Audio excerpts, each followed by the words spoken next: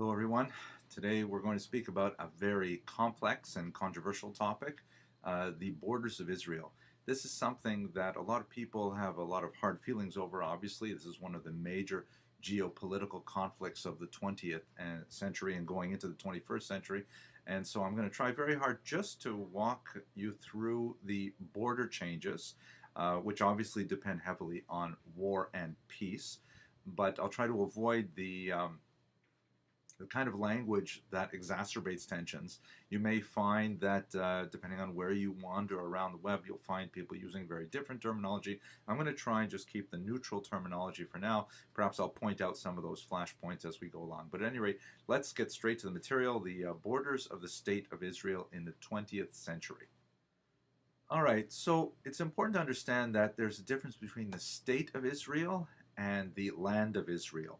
The Land of Israel, or in Hebrew, Eretz Yisrael, is a very old concept that goes all the way back, obviously, to the Bible. The Jews have historically regarded the land of Israel as their homeland, and even after an exile in the 6th century before the Common Era, and then again in the 1st century of the Common Era, they have always had central to their vision of the history of the world their ultimate return to Israel under a Messiah. And this is something that was shared by much of Western culture. In fact, if you look at this really interesting map, you see that Jerusalem is portrayed as the center of the known world, with Europa, Asia, and Africa all converging on Jerusalem, the holy city, with America way off in the side. So this is something that was central to really Jewish, Christian, and Islamic history for most of the known history of the world. In the late 19th century, and certainly in the early 20th century, there was a strong movement of Jews to resettle the land, as you see it with these chalutzot, or female pioneers, who are going back to Israel to reclaim the land for Jews to engage in farming and things like that. Up until the late 19th century, there were always small settlements of Jews, particularly in places like Jerusalem or Tzfat, Safed, but there was no wide-scale organized movement of Jews to settle the land until this time in the late 19th century. Obviously, the land was not completely fallow. There were non-Jews who were living in the land of Israel, and that meant when the political aspirations of the immigrant Jews clashed with the aspirations of both the indigenous non-Jewish populations and those non-Jews Arabs who moved into the region as a result of the increasing economic opportunities afforded by this immigration, these would come to tremendous conflict over the 20th century. That's really the beginnings of the modern history of conflict between Arabs and Jews. So if we look at the political map, though, all we're trying to do today is just look at the shape of the borders of Israel from its beginnings in the 20th century to the beginning of the 21st century. Israel starts out at the beginning of the century as part of the Ottoman Empire. As you can see, this large swath of territory that goes all across North Africa, right through the Middle East, up into Turkey and into parts of Europe. Jerusalem is a really significant point in the map because, of course, it is a crossroads between the various sections of the Ottoman Empire. But the Ottoman Empire was known as the sick man of Europe. By the end of the 19th century, it was clear that this was a holdover from medieval times and would not survive any large conflagration, which would come to pass in World War I. At this time, coming up to World War I, he died before the war could break out, however. There was a tremendous efforts of Theodor Herzl, shown here, who was an Austrian Jew who believed very strongly in the political mobilization of Jews to resettle the land of Israel and create a homeland for the Jews there, primarily as a refuge for anti-Semitism and as a kind of normalization of their status. Because up until this point, they were, all over Europe and were a minority everywhere. So Theodor Herzl never got to see his vision put in place in the land of Israel, but after World War I, with the collapse of the Ottoman Empire, the British took over the region of Israel and, as we shall see, Transjordan, and after handing it over to the United Nations, or known as the League of Nations at that time, they divided up the territory as follows. Here's a really important map. So you see the sort of bluish-grayish area on the left. That is the British Mandate section that was handed over to an eventual possible area for Jewish settlement. This is in keeping with the British promise in 1917 in the Balfour Declaration to guarantee a homeland for the Jews in the region without prejudice to the indigenous population, trying to really do both things at once. On the one hand, a homeland for the Jews, and at the same time, not prejudicing the civil and religious rights of the indigenous populations, largely an impossible thing to achieve. On the right, you see Transjordan, which was ultimately handed over to the kings of Jordan and became a separate country. And at the top, you see that little red area, which is the Golan Heights, a mountainous region, handed over to Syria. You can also notice, if you look carefully at this map, that a lot of these lines are strangely straight, as if they're drawn with rulers. And in fact, that is what they did when the great powers got together to divide up the Middle East.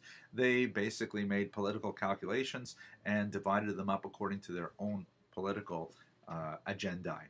But at any rate, this is the first map that we're dealing with, because we have on the left here the region that was reserved for some area of Jewish settlement and an eventual homeland as of 1922.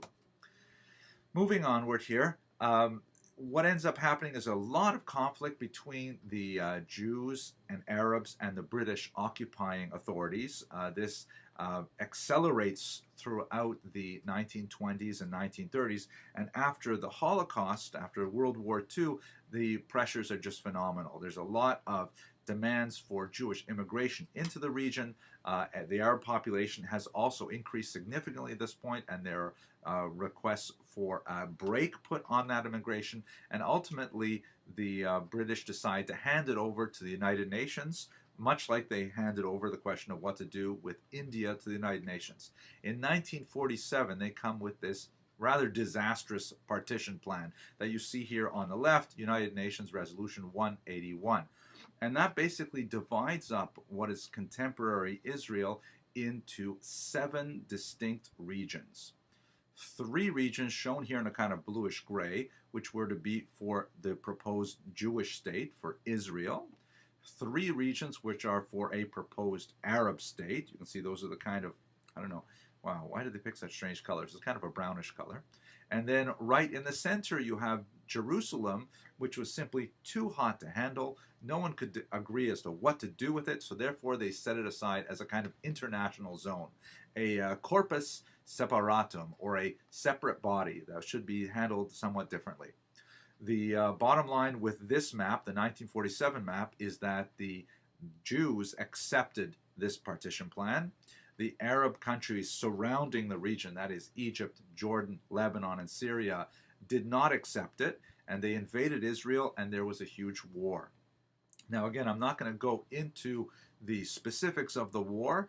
One of the most significant aspects of it was there was military change that drove populations out of the region, particularly Arabs who were driven out, and there were also political boundary changes, which is what we're going to focus on here. Again, larger ramifications of these changes are significant and still part of the conflict. But just looking at the boundaries, you see that the Israelis now, because we are talking about the state of Israel as of 1948 when the war broke out, the state of Israel actually expands its borders. Not only did they successfully defend their territory, they actually expanded into the areas shown here in purple. So they were able to consolidate the northern region of the Galil, and they were able to expand the Negev region, but they were not able, and very significantly, they were able to push right to the boundaries of Jerusalem, but Jerusalem remained a divided city with the eastern half, East Jerusalem, part of Jordan and heavily populated by Arabs. The western half occupied now by Israel and heavily populated obviously by Jews. And they're kind of sort of an apartheid movement as population shifted across that border. They did not conquer what was called the West Bank, so called because it is on the west bank of the Jordan River, also known as Yehuda and Shomron. And then They did not conquer the Gaza Strip down in the lower left corner of the boundary.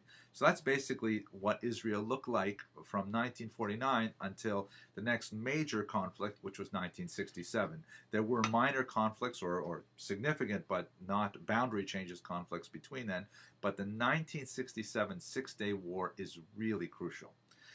Basically, what happened in 67 is that Egypt in particular, along with Syria as well, and the other Arab countries around it, planned a massive invasion of Israel in June of 1967. It was very clear that an invasion was about to happen. The UN was powerless or perhaps even unwilling to invest energy in stopping this conflagration. And what Israel did in a very controversial move, but ultimately very successful for the fledgling Jewish state, they launched a preemptive strike against their Arab enemies. And this was an extremely successful war for Israel, hence it's called the Six-Day War. And not only did Israel contain its own territory as of 1949, they actually expanded it tremendously. It was really an amazing victory for the Israelis. Now, looking at this map here, you see that they did two different things with the territories that they conquered. The territories that are labeled on the left were occupied. Those are the huge Sinai Peninsula, which borders on Egypt. It's largely a desert, but nevertheless is a very important buffer region for military attacks. The Gaza Strip, which is, unlike the Sinai Peninsula, highly populated. And finally, the region we know as the West Bank was occupied. And the thinking was occupied for now until we figure out what to do with it. A lot of Israelis believed that a phone call would come almost immediately from the defeated Arab states saying, fine, let's make peace, let's go beyond what was merely an armistice, that is a ceasefire in 1949, and let us actually solidify our relationship, and you will have the right to exist, and we will have secure borders. That phone call did not come, but those regions were kind of like waiting to be dealt with. In the case of the Sinai Peninsula, as we shall see, it was ultimately given to Egypt in exchange for a peace treaty, but no such arrangement was made ultimately for the West Bank and the Gaza Strip. Now, those are areas which are occupied, the Sinai Peninsula, the Gaza Strip, and the West Bank. Two regions were annexed, and this is quite distinct from occupied. Annexed means that these regions were formally incorporated permanently into the territory of Israel. And those two regions are East Jerusalem, which has an incredible spiritual, political, and emotional significance for Jews, as well as for the Arabs living in this region who are now using the term Palestinian specifically to define the indigenous populations. And also the Golan Heights, which has military significance because it's a mountainous region that overlooks the lowlands in Syria to the northeast and overlooks the lowlands in Israel to the southwest. So whoever controls the Golan Heights has, at least with conventional weapons, a huge military advantage. So those regions were permanently annexed to the state of Israel. But the occupied territories were still waiting for some kind of final resolution. Much of that resolution occurred in 1978 when Anwar Sadat, shown here in a famous photograph, shaking hands with his interlocutor Menachem Begin, the Prime Minister of Israel, with the American President Jimmy Carter in the center, called up each other, and they ultimately made a peace treaty. That peace treaty was between Egypt and Israel, obviously, and the main territorial concession on Israel's part was to give up the Sinai Peninsula. As you can see in this map, it was ceded to Egypt in 3 stages, Zone A, B, and C. Was not an extremely difficult thing for Israel to do because it was largely unpopulated, although there were some extremely emotional moments for Israelis who felt that the Gaza territory should be retained and had begun settling there. The Gaza Strip, however, was not something that Egypt wanted to reclaim, and so it remained under Israeli occupation a very difficult status for it to occupy, both for the Gazan Palestinians and also ultimately for the Israeli occupiers of that territory. Another change happens in 1993 when, after the fall of the Soviet Union, changes a lot of the geopolitical dynamic of the region. Yitzhak Rabin, shown here, the Prime Minister of Israel on the left, reaches out to his counterpart, Yasser Arafat, the head of the Palestine Liberation Organization. And with the sponsorship of American President Jimmy Carter in the center, they also have another classic photo shoot of shaking hands, and that results in a peace treaty that's not nearly as successful as the one that Israel has with Egypt. Basically, this creates a Palestinian autonomy or a Palestinian authority, and the thinking was that this would be a roadmap. This is a term that many of the Western powers use, a roadmap to an eventual two-state solution. Israel and Palestine living side by side with secure borders. And they looked at the map of Israel and specifically looked at the demographic density of the West Bank and the Gaza Strip in particular. And the thinking was that so a certain amount of territory would be given over to Palestinian control, and with trust-building measures on both sides, ultimately that authority would expand and expand until ultimately there was a Palestinian state. Those trust-building measures did not work. There was a lot of internal fighting among the Palestinians in both Gaza and the West Bank, and with both regions. There was a lot of hard feelings for the Israelis, particularly when the construction of a huge wall began to separate Israel proper from the West Bank, which was felt by many Palestinians to be an unfair arrogation of territory to Israel. And ultimately, the Palestinian Authority has not succeeded in overcoming the objections to its existence. And ultimately, Israel and the Palestinians have yet to formalize anything near a two-state solution. And this is before we even talk about Jerusalem, which is hotly contested as the capital of both the State of Israel and the potential State of Palestine, nor does it address the issue of the return of the refugees from the 1948-1949 war and their descendants, many of whom are still living in refugee camps in Arab states surrounding the land of Israel. So it has not been a success like the arrangement with Egypt has been a success. The last major political change up until the point when I am recording this video is the controversial disengagement from Gaza that was effected in 2005 under Prime Minister Ariel Sharon. The Gaza Strip, as I've intimated over this lecture, has always been a very problematic territory for Israel. Jews are highly outnumbered in this densely populated and very close quarters urban region. Now, there were several successful economic ventures run by Israelis in the Gaza Strip, but the cost of maintaining those settlements and both in terms of material, financial resources, and also to a certain degree the political will of most Israelis who viewed many of the settlers of Gaza, the Jews who had settled in Gaza, to be ideologically very radical and not representing the best interests of Israel when it comes to an eventual peace treaty with the Palestinians.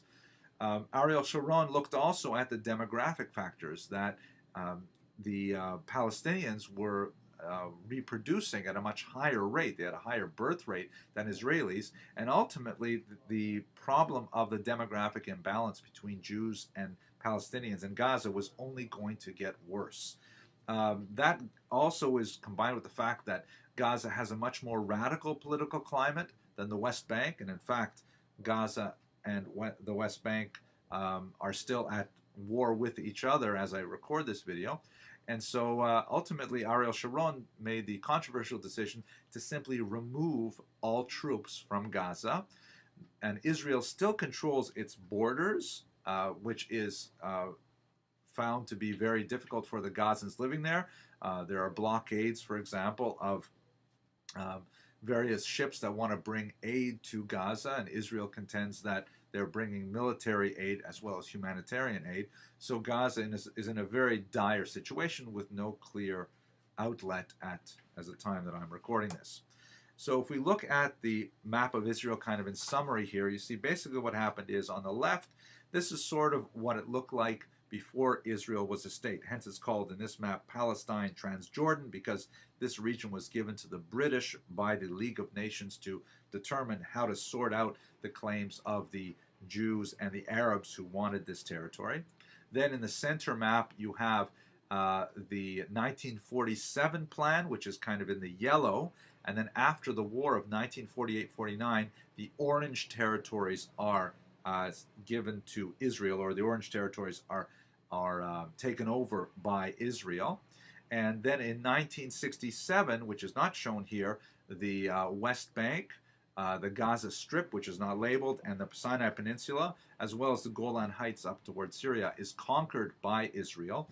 And then on the map on the right, you see what it looks like basically just before 2005. Egypt gets the Sinai Peninsula back as a result of their 1978 peace treaty. The Golan Heights is taken over by Israel and annexed along with East Jerusalem. These happened in 1967. Also shown here, once we're looking at the top of the map, Lebanon is a very destabilizing country in the region, and the Israelis did fight a couple of wars with Lebanon, and so they established a security zone there, which is not considered part of Israel proper by anyone, although it definitely is controlled by Israel. So the West Bank still remains under Israeli control, with some regions that have some autonomy under the Palestinian Authority. The Gaza Strip, shown here, is simply abandoned by Israel in 2005, although they still control the borders. And that's basically what Israel looks like today. Okay, very complicated topic, very heated kind of topic, but I hope that just looking at the maps will give us some sense of how the political contours of the conflict evolved over the 20th century, and let us hope for peace in the Middle East. Okay, I hope you found that information useful, and I look forward to speaking with you again.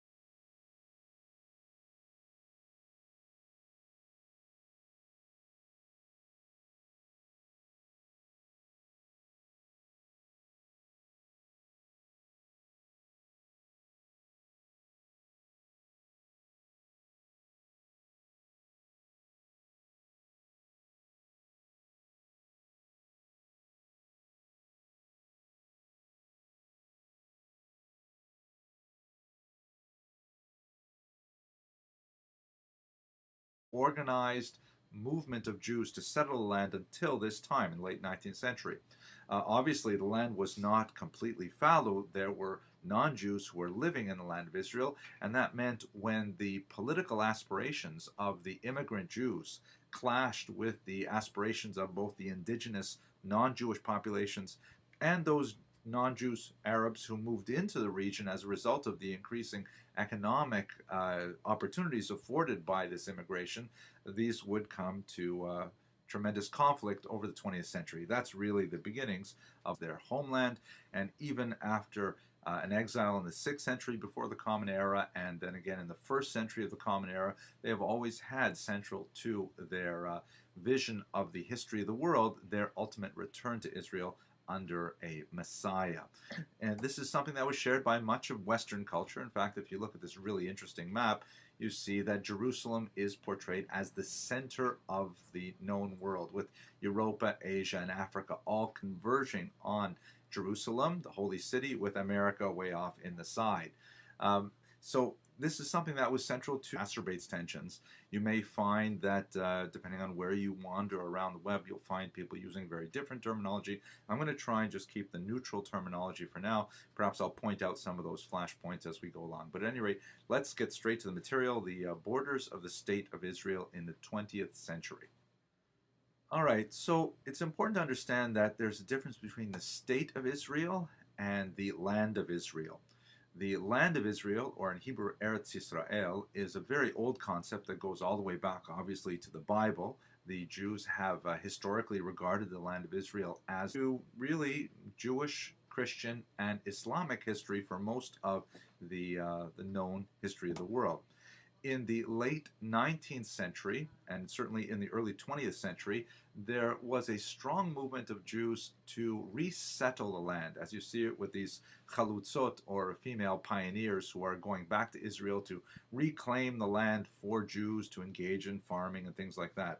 Up until the late 19th century, there were always small settlements of Jews, particularly in places like Jerusalem or Tzfat, Safed, but there was no wide-scale.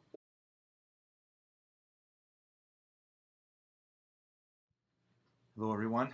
Today we're going to speak about a very complex and controversial topic, the borders of Israel. This is something that a lot of people have a lot of hard feelings over, obviously. This is one of the major geopolitical conflicts of the 20th century and going into the 21st century. And so I'm going to try very hard just to walk you through the border changes, which obviously depend heavily on war and peace. But I'll try to avoid the kind of language that